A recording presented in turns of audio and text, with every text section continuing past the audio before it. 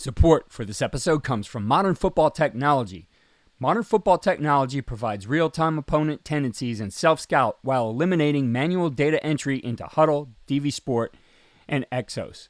If you're tired of tools that are time-consuming to learn and perform inconsistently at best, then we recommend Modern Football for a fresh perspective. Schedule a demo today at teammofo.com to see a battle-tested tool that's proven to perform and deliver value. Mention Coach and Coordinator Podcast or use the coupon code CC10 to receive 10% off your first year. And listen to our recent episode featuring Folsom High School defensive coordinator Jordan Ersick to learn more about how the 2023 California State Champion uses modern football to dominate their opponents.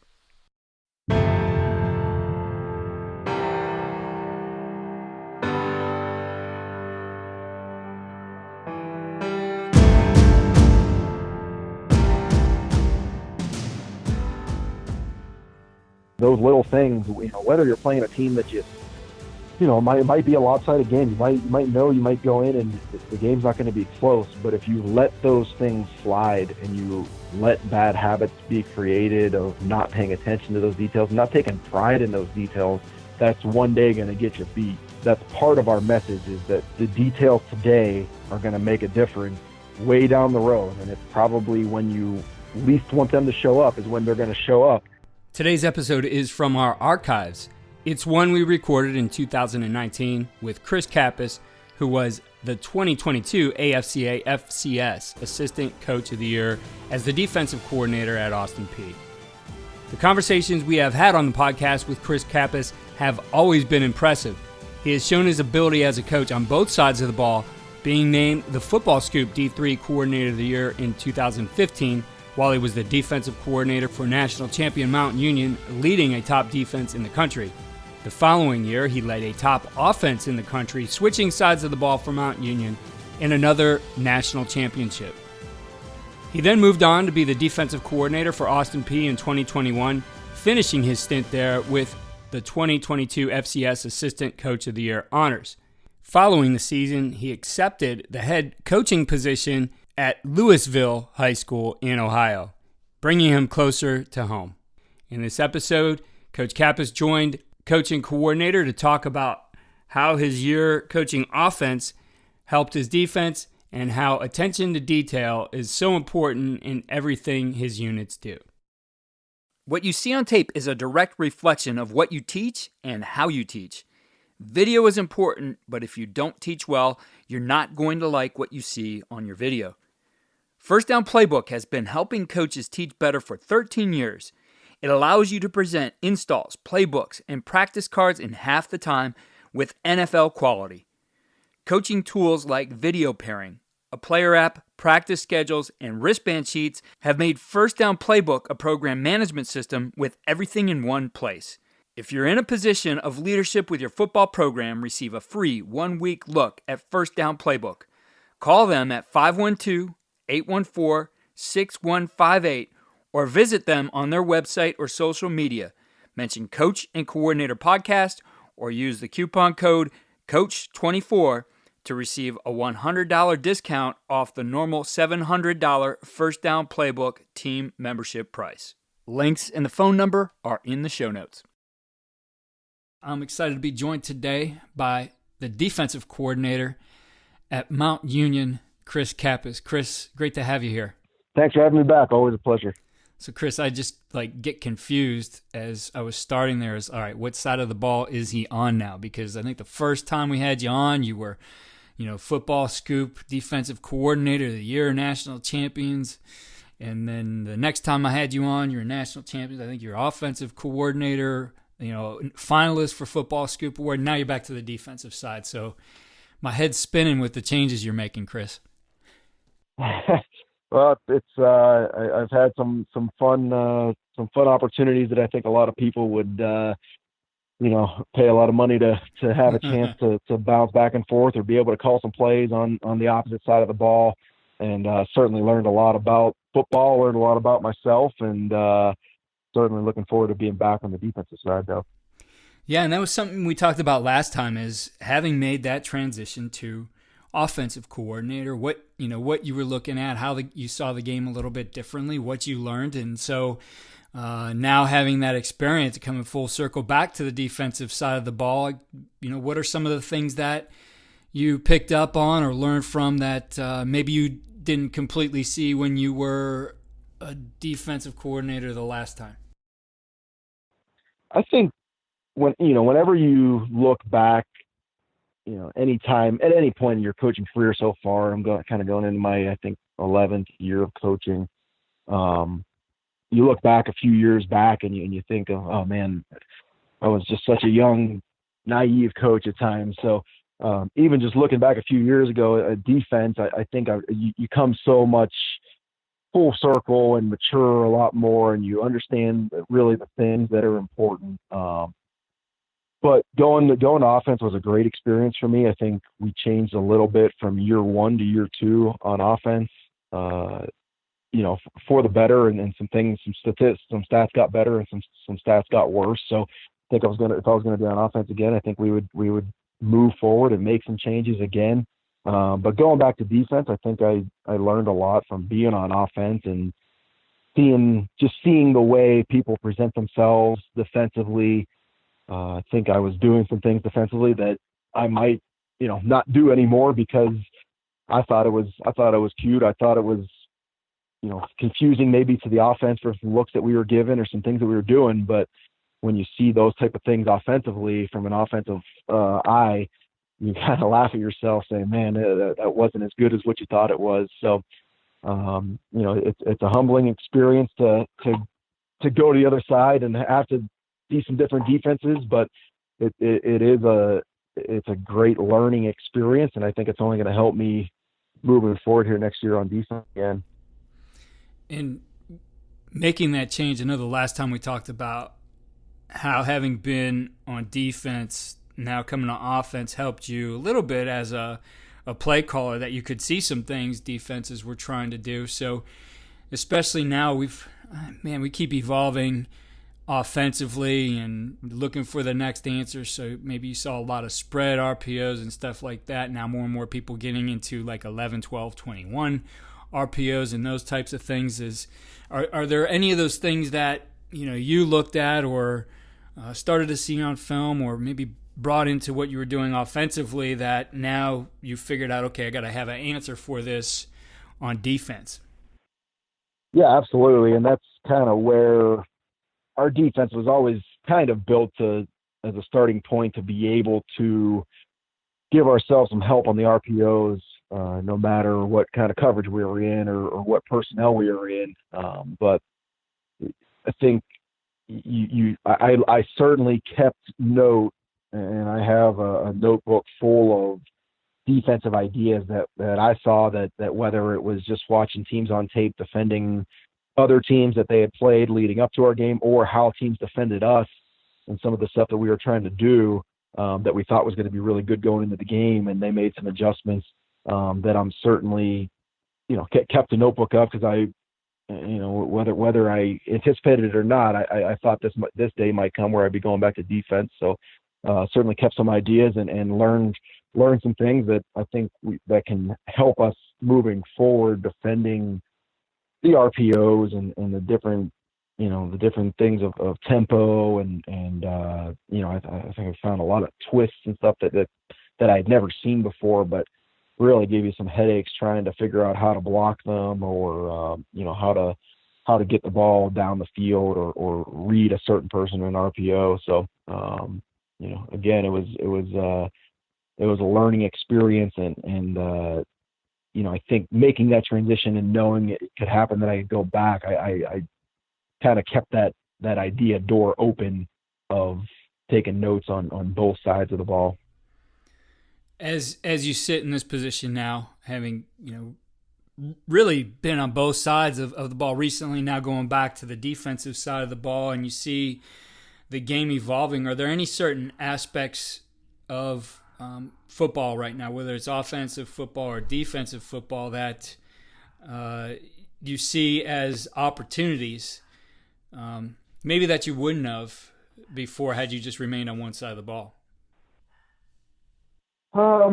I don't know if there's like one, the scheme things come and go, and I think everything kind of catches up to each other, and you'll see some things come back full circle. You see some more people go into some more heavier personnel RPOs, and the RPOs I think are staying similar to what they have been in the spread stuff, but just kind of tightening themselves down and making you make some adjustments to your heavier defenses. But I think the thing that I learned the most, I would say, just from being on both sides of the ball and then going back, you have to be fundamentally sound. Your players have to know what they're doing, understand why they're doing it, and be able to play hard and fast. I mean, that's what it all comes down to. Everyone thinks they have the greatest scheme in the world, and we certainly believe in what we do, and I think the stats back that stuff up. But it's all about getting your kids to have confidence in what you're doing, what you're teaching them, and what they're doing and what their assignment is, and then being able to go out, have fun, and play hard. Chris, and having you on the podcast a few times now, I think the biggest thing that has stuck out to me, probably not just with you, but really the staff that you're on, having coached against you guys too, is the attention to detail things. But that certainly has come out in our conversation, that you guys have incredible talent, but there's a lot of teams out there with great talent. Getting guys to do things and have those habits that they do over and over and over again really comes down to, I think, the coaching staff and being able to have that attention to detail within what you do. Almost, probably for lack of better terms, it's a big part of your culture, right? That there's certain things you're going to do all the time. So, with that in mind and thinking of that idea of attention to detail, what are some of the things like you feel, man, we really emphasize this, we really put a lot of attention on this, we expect that our guys really know the little things on these certain things? Yeah, and we the things that we do daily, going back to defense here, the things that we're going to do daily are we're going to get ourselves in great position to be great fundamental tacklers. Get, whether that's drills that are getting off blocks or squeezing out the space that that a ball carrier has to make a tackle, to use your help, whether it's a sideline or another defender. I think we really, really emphasize our approach to tackling and the details that it takes daily. And I think, if you want to be great at something, the players have to understand the little details, and they have to do them and demand that they do them properly on a daily basis. So I think tackling is the biggest thing that we defensively, that we're going to, harp on the smallest details, whether it's a 1 foot, that's got to be forward on the last half-inch step that you take, or a false step whenever you're coming out of a break. It's a game of inches, as has always been said. And I think when you pay attention to those type of details, and an inch here or there, and you point those out to your players and see where they can make a difference and present them that way, they're going to buy into what you want to do, and they're going to hold each other accountable too for those details. Coach, how much of that do you feel is really for yourself, for the guys you work with, is developing the eye for details? Because as an example, we've been talking about this a lot on a video series we're doing on tackling, and we're grading the tackle, and we're looking at specifics, with some high school coaches, and it's opened my eyes up. I mean, I haven't coached defense in a long time, but just thinking back to what we used to do, it was the tackling circuits and kind of the things that everybody does. And, I thought at the time I knew the details of it, but now I'm blown away at, how some of these guys like Fordham University's assistant coach Vince DiGaetano looks at it, and he's showing us those kinds of things. And, when you look at it that way, it's almost like, I don't know, as a coach, you think about a coaching staff, the things that you do, you sit in the room with those guys, and how much of that really for you guys, having those eyes for detail, is a part of the culture of your staff, and I guess you having come through it, have you seen that evolve in the way you look at the game? Yeah, I think so. And I think I was taught that here as a player at Mount Union, and then my time spent at Bowling Green under Mike Elko, the amount of detail that Coach Elko and Coach Clausen, the head coach, the amount of just the finest details, it really opens your eyes to how much those things matter. So I always kind of prided myself once I came back to Mount Union and that we were going to be very detail oriented, that the guys that worked with us on defense or offense were going to be the same way, that they were going to see those type of details and be very detailed in their teaching and their explanation of why we're doing things and how we're doing things. And then, to get the players to see those things and buy in. But yeah, I mean, it's, you have to, again, it goes back to those little things, whether you're playing a team that might be a lopsided game, you might go in and the game's not going to be close, but if you let those things slide and you let bad habits be created of not paying attention to those details, not taking pride in those details, that's one day going to get you beat. So, that's part of our message, is that the details today are going to make a difference way down the road. And it's probably when you least want them to show up is when they're going to show up.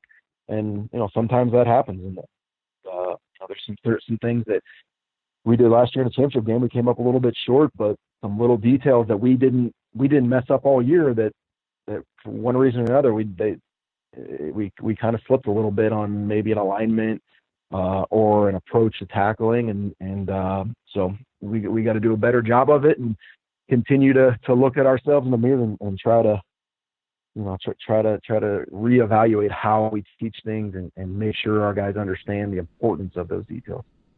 I know another area you mentioned, off the air before we got going, was pursuing the football. Your defenses, I mean, you guys get to the ball well.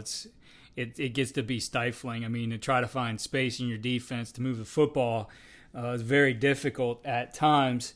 When you're looking at, you mentioned that a lot is finding those little things on film and practice and being able to point those out and teach from them. Talk to us a little bit about that idea of pursuing the football and the details that you put into that. Yeah, I think we do all the pursuit drills where guys are taking proper angles and hustling to the football and in team periods, or the guys aren't allowed to stop pursuing the football until they hear the whistle and all that stuff that everyone's incorporating too. I think one of the big things that we do a good job of as a defensive staff would be really finding teachable moments on film, whether it's our own players in practice in a game or when we're breaking down opponent film. It's, hey, look at your alignment right here. You're about a foot, outside of where you need to be. Okay, well that clip rolls on and guy goes and maybe he dives and misses a tackle or he's out of position to make a play by a foot. You rewind that clip over and over a couple times and you make that player understand how important that foot or couple inches of alignment are, going back to details. And that pursuit of the football, he had great pursuit, he had great effort, but, things got to be perfect. So it's not just pursuing the football with relentless effort, which, our guys know we have a lot of good players. We're usually pretty deep at most positions, and some guys are never feeling comfortable with where they're at on the depth chart. If they're a starter, they know they got to keep that job. So I think that helps obviously in creating that culture and that consistent effort to go pursue the football.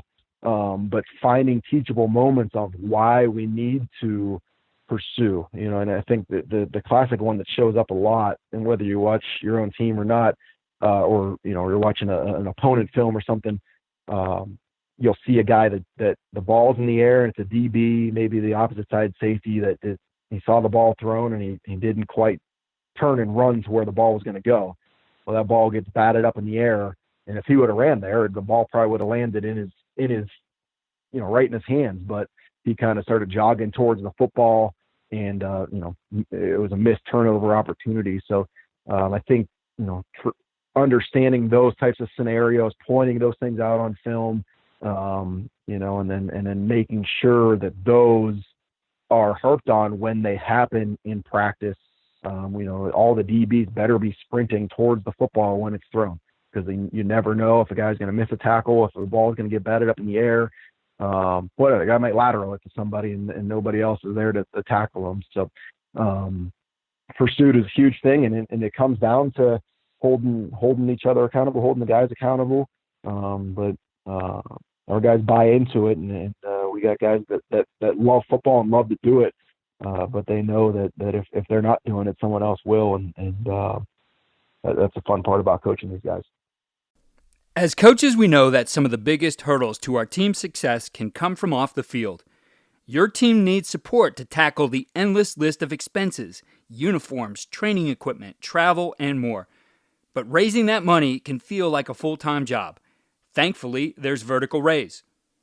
Vertical Raise is the premier online fundraising platform using innovative technology to create the easiest and most efficient system available. Raise more money in less time with a local fundraising coach who works with your team every step of the way to customize the ideal fundraiser. With options for online donations, digital discount cards, premium product sales, and even spirit shops, Vertical Raise has top-of-the-line solutions for every fundraising style. To find out more, visit verticalraise.com and we'll get you connected with an exclusive offer on your first fundraiser. Coach, as we were getting going here and talking about some of these things, you put details into. A lot of what you look at goes back to that very beginning of a play and how your guys align, and maybe that first step or two really can create success or failure on a particular play. That a lot, you're able to trace back to those things. Talk to us about just that detail, that importance of alignment, and how much that comes up in the course of film work or practice work, and again, one of those details you point out to your players. Well, I think we demand perfection in all that stuff. So those little details of just alignment, assignment, that's the first two things you have to be able to do to even step on the field. So, if you're a guy that's continuing, we have to correct your alignment, we'll find somebody else that can go in there and get lined up. That takes zero talent to be able to get lined up. But, that's on us too, to get those guys to understand why they're aligning where they are. I think that's one of the things that I learned as a calling the offense and seeing how defenses align. There's a lot to be said about teams that get lined up, that know what they're doing, and so what if the offense knows exactly what defense they're going to be in. I think you want to be able to pre-shift as much as possible and show different looks. And I think there was times where we just got too cute in previous years when I was on defense, because I thought we were confusing somebody. But as I look at the best defenses and reevaluate what we've done, I think it's more beneficial for us in the long term, to be able to get lined up in a specific spot, be there, when the ball snapped, and then be able to go and make the play, as opposed to getting yourself a little bit out of position. But there's times for pre-shifting and stuff like that, and showing different looks, and that stuff's really good to confuse some people. But I think alignment is our base. Day one, you better know exactly how to align, and then with more experience and all that stuff, now you can kind of show some different things. But alignment is extremely important, and that's something we're gonna harp on every single day. In base defenses and in any other defense that we do. Coach, take us through the mental process of a Mount Union defensive player, right? From snap and all the way through the play, and the things that you really want in their mindset. You really want them processing all the time, that give you that kind of player who's out there doing all the little things right. Yep. Well, I think the first thing is to know the situation. We constantly harp on understanding what the situation is. We got the sticks out there. They know the down and distance is out there available to them every play in practice. If there's certain situations that we're practicing, it's made very clear to them. This is 2 minute. This is 4 minute. This is end of the half. Whatever it may be. The best thing, and this is Bill Belichick stuff, that it's know the situation. It's number 2, get the call, and number 3, do your job. So we want it to be that they've repped the defenses over and over and over again, that they shouldn't really have to think too much about what their actual assignment is. But know the situation, get yourself lined up, right? Get the pre-snap reads that you need to get. So whether it's defensive tackle looking at the offensive guard and knowing where the back is aligned and relative to the quarterback, or a safety understanding the splits of the slot receiver compared to the outside receiver or the offensive tackle. Those are the things that they automatically should go through a checklist in their mind of, I'm aligned, I know what I'm doing. Okay, now I'm going to look at the things that I was coached to look at this week for this specific opponent and be able to use that to my advantage to not only use great technique, but make a play based off of what play I think may be coming. It's they have to do some thinking before the snap, but I think we want our guys to be able to play fast but have an advantage of having some keys to look at and get some pre-snap reads that, just thinking about what they have to do shouldn't be their most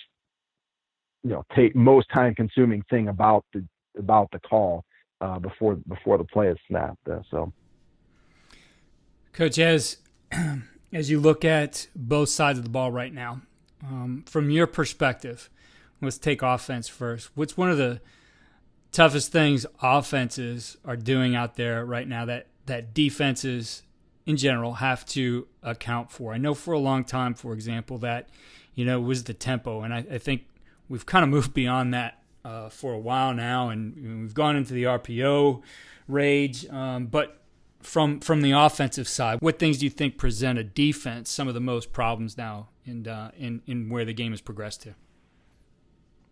I think it's still a lot of the same things. It's the teams that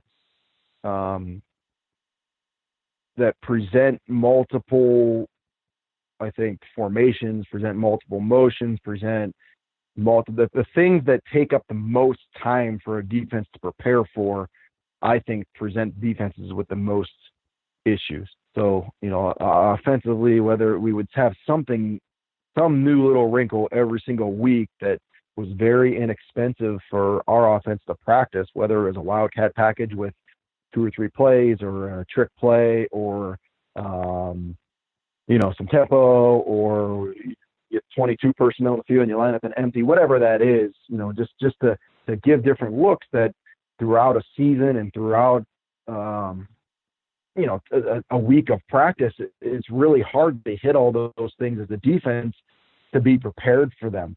So I think there's going to be fads that come and go with offenses, but tempo is still great, but and the empty stuff is still, I think, really, really good. The RPO stuff can be really, really good as well.